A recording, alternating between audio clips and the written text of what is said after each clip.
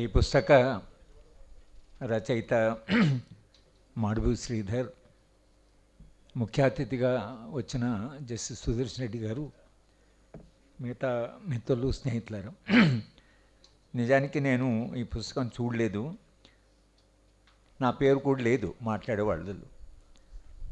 కానీ శ్రీధర్ నాకు ఫోన్ చేసి, మీ పేరు పెట్టలేదు కానీ మీరు వచ్చి మాట్లాడాలి అంటే, శ్రీధర్ మీద నాకుండే అత్యంతమైన గౌరవం వలన పేరున్నా లేకున్నా పిలిచినా పిలవకున్నా నేర్చేవాడిని. ఎందుకంటే ఈ సబ్జెక్టు అలాంటి సబ్జెక్టు నిజానికి ఇవాళ దేశవ్యాప్తంగా చర్చించవలసిన అంశం. మొన్న ఎన్నికల్లో భారతీయ జనతా పార్టీకి 400 సీట్లు వస్తే ఇవాళ ఈ సభ జరిగేదో లేదో కూడా తెలియదు. అలాంటి ఒక భయానకమైన పరిస్థితి మనం ఎదుర్కొన్నాం. సరే, భారతదేశ ప్రజలు, ఎందుకంటే ప్రజల మీద కొంత విశ్వాసము ఉన్నవాళ్ళం కాబట్టి వాళ్ళు ఈ ఫ్యాసిజం యొక్క ఆన్వర్డ్ మార్చ్ ఏదైతుందో దాన్ని ఎక్కడో చిన్న ఒక హాల్ట్ చేశారు. ఇక్కడ నుంచి ఒక ప్రజాస్వామ్య మానవీయమైన వ్యవస్థ వైపు వెళుతుందా, లేక దేశంలో ఫుల్ బ్లడెడ్ ఫ్యాసిజం వస్తుందా అనేది ఇంకా చరిత్ర మన ముందుంచిన ప్రశ్నే. ఇది పూర్తిగా ఇది దేశము ఆ పరిస్థితి దాటింది అని చెప్పడానికి వీల్లేదు ఇప్పుడు ఉన్న పరిస్థితిలో. అయితే నేను బెంగళూరు నేషనల్ లా స్కూల్లో పబ్లిక్ పాలసీ కోర్స్ చెప్పిన పొలిటికల్ ఎకానమీ చెప్పేవాడిని. చివరి క్లాసు మా విద్యార్థులంతా IIT products, doctors, engineers, chartered accountants, చాలా మెచ్యూర్డ్ గ్రూపే. లాస్ట్ క్లాస్ అంటే ఈ దేశంలో ఫుల్ బ్లడెడ్ ఫ్యాసిజం వస్తుందా లేక అర్ధ ఫ్యాసిస్టు దశలో దేశము ఉంటుందా అనేటువంటి ప్రశ్న విద్యార్థులందరూ చర్చించేవాళ్ళు. దాని మీద ఒక 2-3 గంటలు చర్చ జరిగేది. అంటే నేను విద్యార్థులని ఆ చివరి ప్రశ్నతో నేను వాళ్ళు బయటికి వెళ్ళిన తర్వాత సమాజంలో జరుగుతున్నటువంటి మార్పులని చాలా క్రిటికల్గా చూడడం కొరకని ఆ మాట నేను చెప్పేవాడిని. చివరి లెక్చరు దాని మీదే ఉండేది.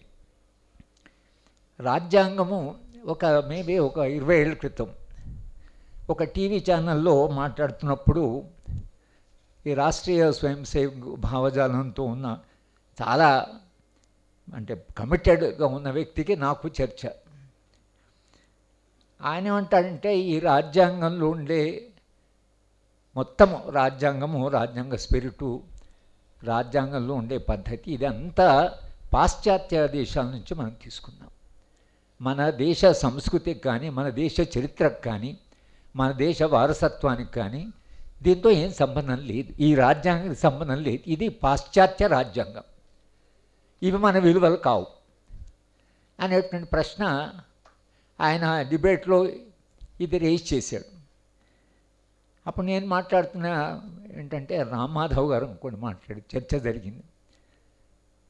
నేనేమంటే, ఇప్పుడు మనం కూర్చున్న ఈ టీవీ స్టూడియో, ఈ కెమెరా, ఈ లైట్లు, ఇవన్నీ కూడా ఫారిన్ టెక్నాలజీ.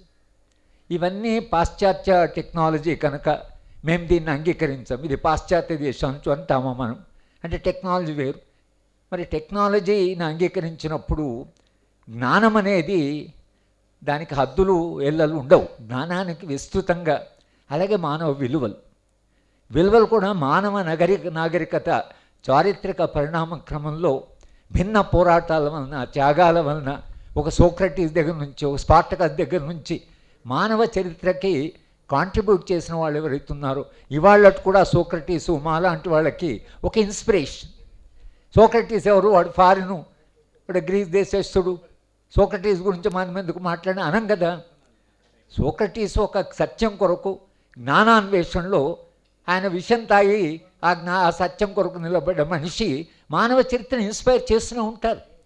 విలువలు అవి కేవలము ఒక దేశానికో ఒక ప్రాంతానికో కాదు, విలువలు సార్వజనీనమైన విలువలు ఉంటాయి అని. ఆ సందర్భంలో ఒక సినిమా వచ్చింది, జస్టిస్ సుదర్శన్ రెడ్డి గారు, it's a very interesting movie. Ramanjaneya యుద్ధం, కృష్ణాంజనేయ యుద్ధం అని ఒక సినిమా వచ్చింది. ఈ కృష్ణాంజనేయ యుద్ధంలో ఆంజనేయుడు రామావతారం తర్వాత అడవికి వెళ్ళిపోయి చాలా కాలం తర్వాత నా రామరాజ్యం ఎలా ఉందో అని వచ్చి ఆయన ఇదంతా ఏంటి, కృష్ణుడు చేసిన పని ఏమిటి, మా రాముడు ఎలా ఉండేవాడు, మా రామరాజ్యం ఎలా ఉంది, మా రాముడి విలువలు ఎలా ఉన్నాయి, ఈ కృష్ణ ఏంటి ఇలా తయారైపోయాడు అని చాలా బాధపడి ఒక యుద్ధాన్ని డిక్లేర్ చేస్తాడు కృష్ణుడి మీద. కృష్ణుడు యుద్ధము ప్రారంభమయ్యే ముందు రామావతారాన్ని చూపిస్తాడు. ఆంజనేయ నేనే రాముణ్ణి అంటే ఆంజనేయుడు ఏమి రామా ఇట్లయిపోయావు, నా రాముడు ఏమైపోయాడంటే కృష్ణుడు ఏమంటే ఆంజనేయ మనుషులు విలువలు ఎప్పుడు ఒకే తీరుండవు, కాల యుగ ధర్మం అని ఉంటుంది, సమాజం నిరంతరంగా చలనంలో ఉంటుంది. నీ రామావతారం ఒక దశలో, నా అవతారం ఇప్పటి యుగ ధర్మం, ఇప్పటి అవసరం అని ఇద్దరి మధ్యన జరిగిన తర్వాత అయ్యో నా రాముడు ఇట్లయిపోయాడు అని ఆంజనేయుడు బాధపడ్డ తర్వాత కృష్ణుడు ఎక్స్ప్లెయిన్ చేసిన తర్వాత కొంత కన్విన్స్ అవుతాడు. అంటే చరిత్రలో రామాయణకి మహాభారతానికి ఉండే తేడా చరిత్ర గమనంలో విలువలు మారుతుంటాయి కనుక విలువలు నిరంతరంగా మారుతున్న తర్వాత భారత రాజ్యాంగం రాసిన సందర్భం ఏంటి, ఇప్పుడు శ్రీధర్కు ఉండేటువంటి చాలా అడ్వాంటేజ్ ఏంటంటే ఆయనకు సెన్స్ ఆఫ్ హిస్టరీ ఉంది, ఒక చారిత్రక స్పృహ ఉంది, దేన్నైనా చూడము ఒక విశాలమైనటువంటి పరిధి, ఒక విలువల చట్టం ఉంది, ఒక డెమోక్రటిక్ కన్విక్షన్స్ ఉన్నాయి. కనుక ఈ పుస్తకము విలువ ఏంటంటే ఆయనకుండే కన్విక్షన్స్, ఆయన ఇన్ఫర్మేషన్ కమిషనర్గా ఏం చేశాడో ఇక్కడ కూర్చున్నందరికీ తెలుసు, ఎంత ధైర్యంగా ఆయన ఆ రోజు ఇన్ఫర్మేషన్ కమిషనర్గా పనిచేశాడో, ఏం రాజీ పడకుండా ఆ డెమోక్రటిక్ కన్విక్షన్స్ ఆయనకు మొదటి నుంచి ఉన్నాయి. ఒకటి, రెండవది రాజ్యాంగాన్ని చాలా క్షుణ్ణంగా చదివాడు. చదవడం అంటే కేవలం రాజ్యాంగాన్ని ఏదో ఒక డాక్యుమెంట్గా కాకుండా రాజ్యాంగాన్ని చెప్పేవాళ్ళు చాలామంది ఉంటారు. జస్టిస్ సుదర్శన్ రెడ్డి గారు రాజ్యాంగాన్ని చదివిన పద్ధతి వేరుంటే ఇవాళ జడ్జిలు చదివిన పద్ధతి వేరు, రాజ్యాంగం చూసే పద్ధతే వేరు. సార్కు కొన్ని విలువలు ఉండడం వలన, జీవితంలో సమాజాన్ని చూసే ఒకటువంటి చట్టం ఉండడం వలన ఆయన అక్కడ కూర్చున్నంతసేపు మొత్తం విశాల సమాజాన్ని దృష్టిలో పెట్టుకొని ఏ విలువలను సమాజం ముందుకు తీసుకుపోవాలనే దృష్టితో జడ్జ్మెంట్స్ వస్తుంటాయి. జస్టిస్ వెంకటాచలయ్య గారిని నేను ఒకసారి ఆయన చాలాసార్లు మా యూనివర్సిటీకి పిలిచాను, నేను బెంగళూరు ఉన్నప్పుడు అప్పుడు ఆయన కలవడానికి పోయేది. ఆయన ఇదే చెప్తాడు, ప్రెసిడెంట్స్ తర్వాత ప్రిన్సిపల్స్. మాకు జడ్జ్మెంట్ జస్టిస్లో వాట్ ఆర్ ది ప్రిన్సిపల్, ఇంతకుముందు చేసిన జడ్జ్మెంట్ ఒక ప్రెసిడెంట్స్ ఏమిటి, ఇవాళ ఈ రెండింటికి గౌరవం లేకుండా పోయింది అసలు. Neither they have respect for president not they have respect certain principles. కనుక సరే న్యాయ వ్యవస్థ ఎలా మారింది, న్యాయ వ్యవస్థ ఇవాళ ఏం జరిగింది అనేది ఆ జోలికి పోకుండా భారత రాజ్యాంగంలో పీఠిక ఉపేంద్ర బక్షి గారు ఆయన crisis in the legal system అనే పుస్తకంలో ఆయన ఏమన్నాడంటే భారత రాజ్యాంగం అంతా పీఠిక యొక్క ఫుట్ నోట్ అన్నాడు. Indian constitution is a footnote for the preamble of the constitution, rest of the constitution మీరు ప్రియాంబుల్ చదివితే spirit of constitution you can understand. ఏ విలువలైతే మానవ నాగరికత ఒక సుదీర్ఘకాలంలో ప్రసవించిందో అది సమానత్వ భావన, సౌభ్రాతృత్వం, సామాజిక న్యాయం. న్యాయ భావన అనేటువంటిది ఏదైతుందో అది సమాజాన్ని ముందుకు నడిపిస్తున్న జస్టిస్. అయితే పొలిటికల్, ఎకనామిక్ అంటే కేవలం జస్టిస్ అంటే ఒక్క రకంగా చూడడం కాదు, జస్టిస్ను ఒక విశాలంగా రాజ్యాంగం చూసింది. బాబాసాహెబ్ అంబేద్కర్ గారు ఆయన జీవిత అనుభవం కూడా దాంట్లో ఉంది. ఈ దేశంలో ఉండే డిస్క్రిమినేషన్, ఈ దేశంలో ఉండేటువంటి మానవ సంబంధాలు, ఆయన స్వయాన తన జీవితంలో అనుభవించిన అనుభవం, ఆయన చదివిన జ్ఞానము, ఆయన ఎక్స్పోజర్ అన్నీ కలిపి ఇవి అక్కడ ఒక రాజ్యాంగ సభలో కూడా అన్ని రకాల వాళ్ళు, అన్ని భావజాలు అందరినీ కలుపుకొని తీసుకుపోవాలి. బాబాసాహెబ్ అంబేద్కర్ నిజంగా ఆయనే రాజ్యాంగాన్ని మొత్తం రాసి ఉంటే, లేదా ఆయన సంపూర్ణమైన స్వేచ్ఛ ఉంటే ఆయన స్టేట్ అండ్ రెవల్యూషన్ అనే పుస్తకం రాజ్యాంగం అయ్యేది, నేషనలైజేషన్ ఆఫ్ ల్యాండ్. ఆయనకు ఉండేటువంటి అభిప్రాయాలు ఆయనకున్నాయి. కనుక రాజ్యాంగము రాయడంలో ఆయన అందరినీ కలుపుకపోవడంలో చాలా సక్సెస్ఫుల్గా చాలామంది he could carry the constituent assembly and ఈ సో డ్రాఫ్టింగ్ కమిటీ. కనుక బాబాసాహెబ్ని ఇవాళ ఆయన రాజ్యాంగ స్పిరిట్లో లేదా ఆయన యొక్క దృక్పథం ఏదైతుందో అన్నప్పుడు ఆయన దృక్పథం వలన జరిగింది ఏంటంటే ఒక కన్సెన్సస్ వచ్చింది. ఈ రాజ్యాంగం సాధారణంగా కన్సెన్సస్ వచ్చేది కాదు, ఎందుకంటే భిన్నమైనటువంటి విలువలు. కానీ రాజ్యాంగము అడాప్ట్ చేసిన రోజే ఈ రాజ్యాంగం అని కాదని ఇది రాష్ట్రీయ స్వయం సేవక సంఘ స్వయాన వాళ్ళు ఆ నిర్ణయం తీసుకున్నారు. వీ రిజెక్ట్ ది కాన్స్టిట్యూషన్ అన్నారు వాళ్ళు, దానికే కట్టుబడి ఉన్నారు వాళ్ళు. అదే వాళ్ళు ఇప్పటికీ గోవాలో జరిగినటువంటి ఒక చర్చలో ఒక 6-7 ఏళ్ల క్రితం ఈ సంఘ పరివారం సంబంధించిన వాళ్ళంతా ఒక సెమినారు పెట్టుకొని, సెమినార్లో 3 రోజుల సెమినార్, అది టైమ్స్ ఆఫ్ ఇండియాలో రిపోర్ట్ అయింది. రోజు మొదటి రోజు వాళ్ళు ప్రజాస్వామ్యం అనే భావన, ఇది పాశ్చాత్య భావన, ఇది భారతదేశం యొక్క భావన కాదు కనుక మేము రిజెక్ట్ చేస్తున్నాం. రెండవ రోజు రాజ్యాంగం అనేది కూడా పాశ్చాత్యమైనది కనుక దాన్ని కూడా మేము రిజెక్ట్ చేస్తున్నాం. మనుస్మృతి ఆధారంగా ఈ దేశంలో అంతకంటే అది ఒక రాజ్యాంగం, అది చట్టము, మన దేశంలో చట్టము, అలాంటి వాటి ఆధారంగా మేము రాజ్యాంగాన్ని రాస్తామని వాళ్ళు స్పష్టంగా 3 రోజులు సెమినార్లు.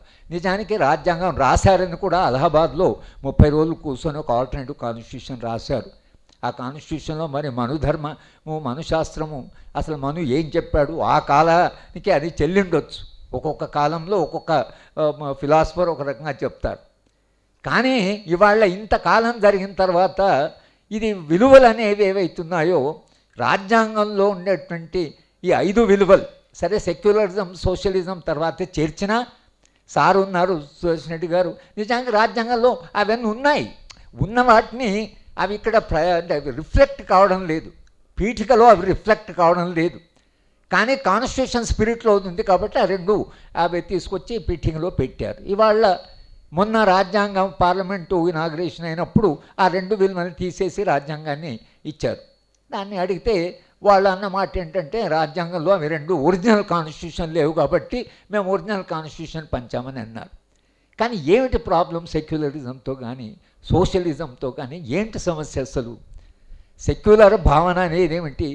రాజ్యము సరే మతానికి దూరంగా ఉండాలి, అది చాలా నిష్పక్షపాతంగా ఉండాలి, అన్ని మతాలను సమాధి, అది నా దృష్టిలో ఆ సెక్యులరిజం యొక్క మీనింగ్ అది అని నేను అనుకోవడం లేదు. అది చాలా టెక్నికల్ మీటింగ్, రాజ్యానికి మతానికి ఉండే సంబంధం.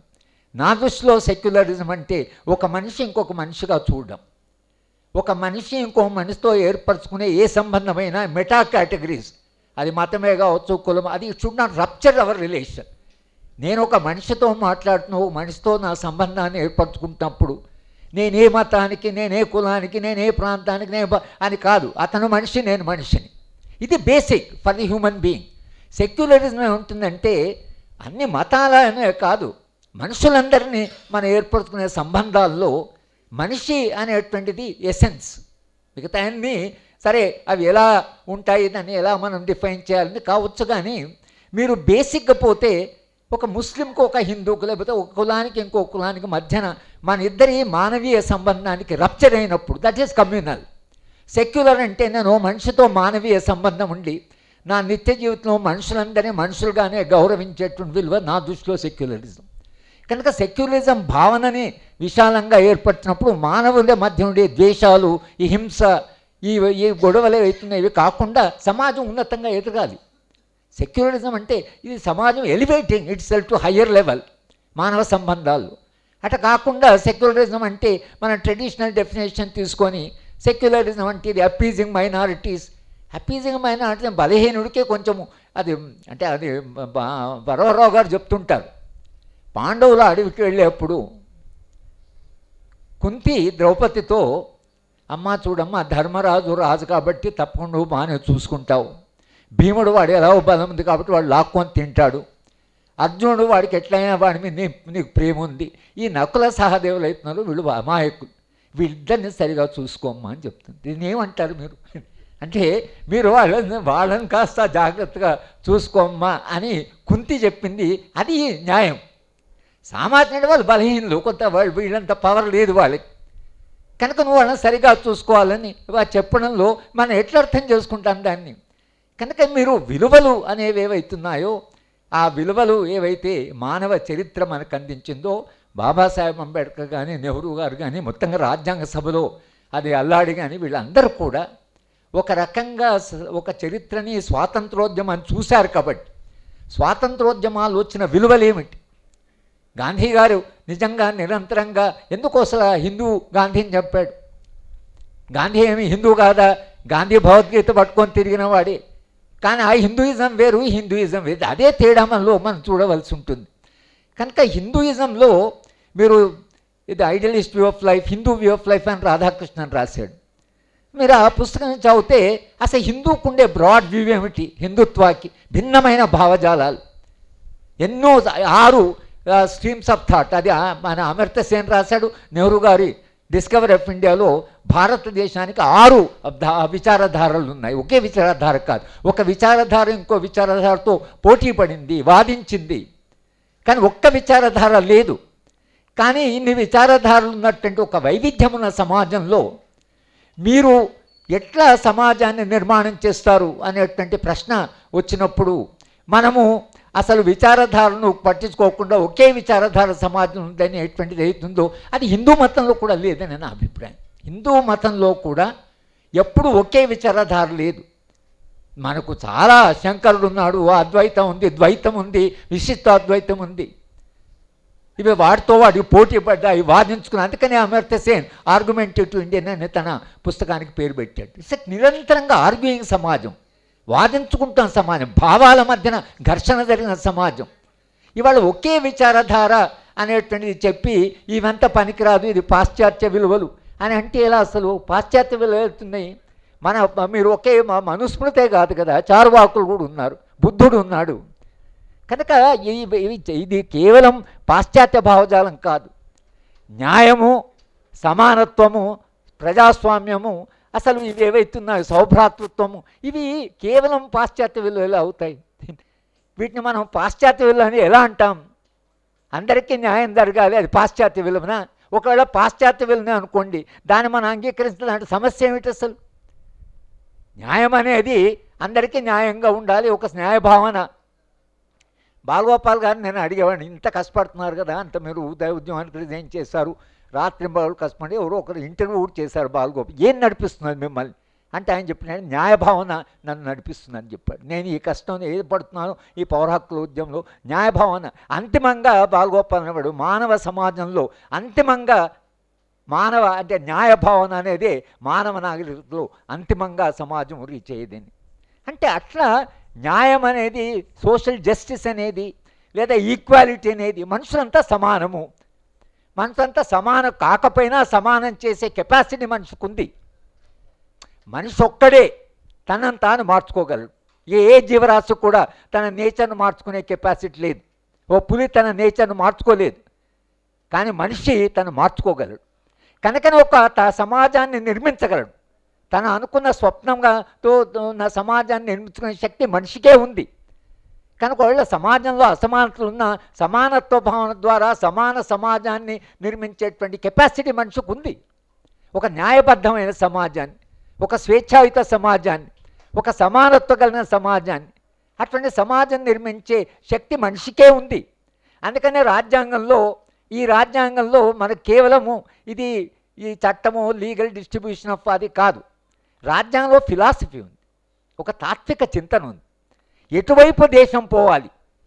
రాజ్యాంగాలు సాధారణంగా సార్ ఇక్కడ ఉన్నారు, సుదర్శన్ రెడ్డి గారు సారు, సరే ఆయన చాలా రిచ్ ఎక్స్పీరియన్స్ ఉంది. కానీ రాజ్యాంగము ఈజ్ ఏ ట్రాన్స్ఫర్మేటివ్ కాన్స్టిట్యూషన్. అంటే సమాజము మారాలంటే ఎట్లా మారాలి అంటే, ఎలా మారాలో పార్ట్ 4 ఆఫ్ కాన్స్టిట్యూషన్ రాసి ఎటువంటి సమాజం కావాలి రాస్తున్నప్పుడు అలాంటి సమాజం లేదు. కానీ రాజ్యము అలాంటి సమాజ సాధనలో అది ఒక ఇన్స్ట్రుమెంట్ కావాలని భారత రాజ్యం, అది mandated Indian state to transform the Indian society.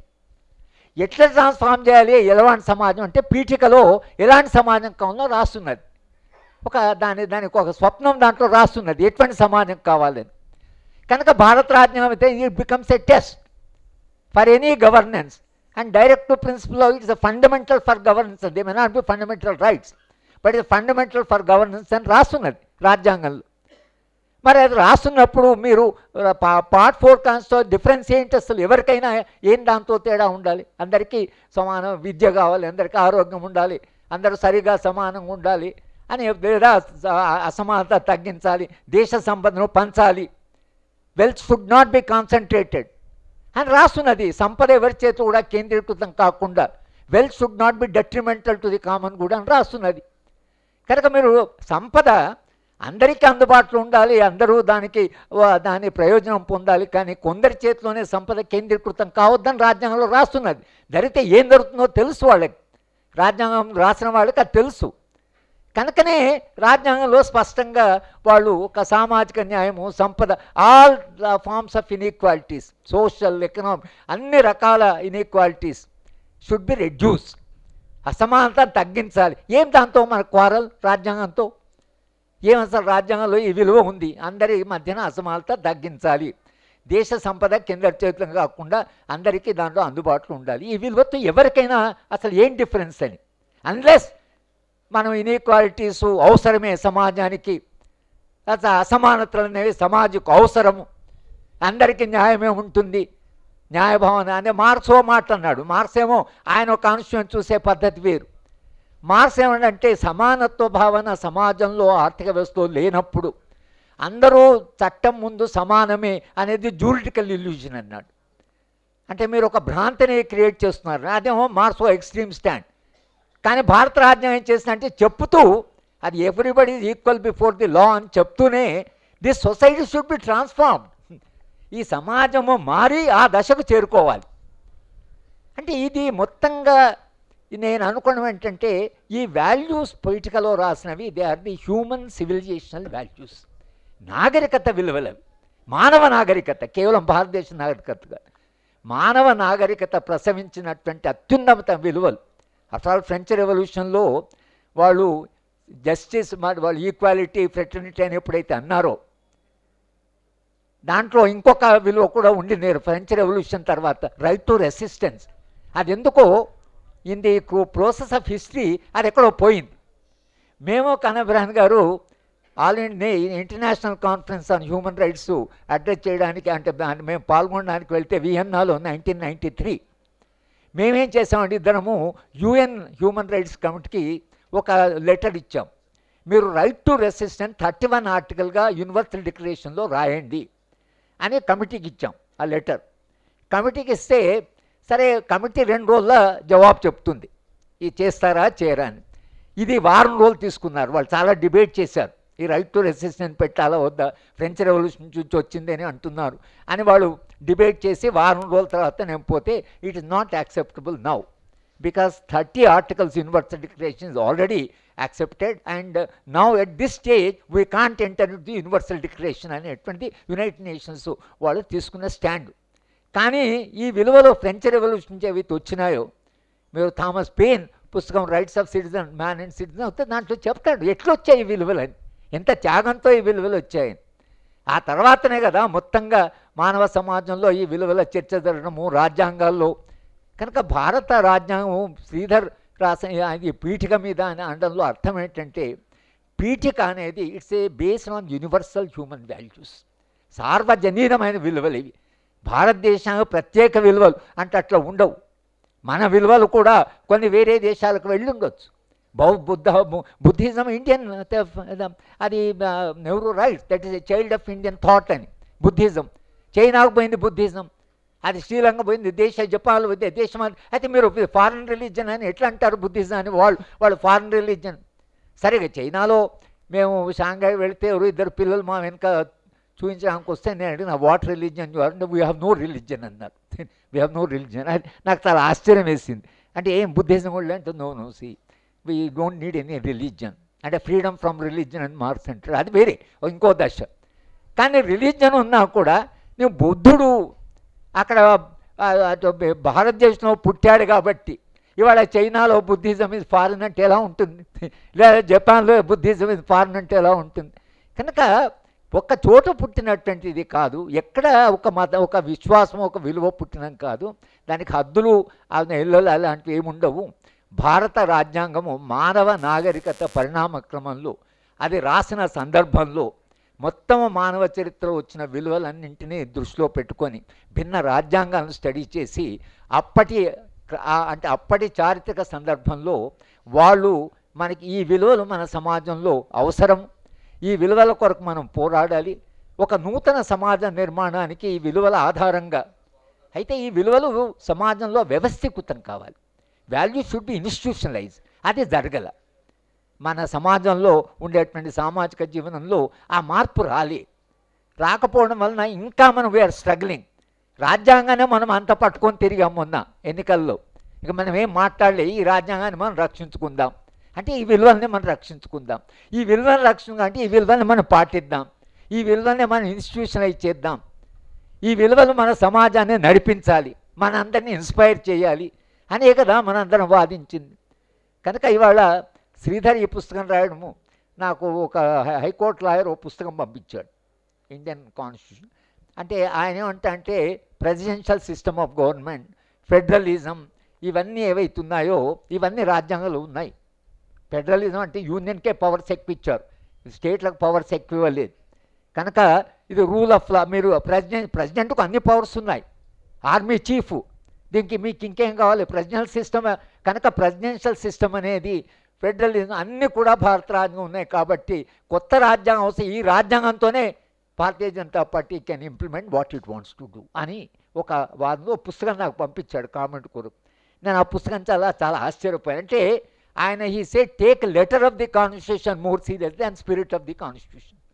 ఇక మీరు ఒక్కసారి letter of the constitution more important than the spirit of the constitution అంటే ఇంకా సార్ చెప్పాలి, జస్టిస్ గారు చెప్తారు, సార్ ఇది మీరు కూర్చున్నప్పుడు spirit of the constitution, letter of the constitution. After all the entire role of judiciary is to carry on the spirit of the constitution.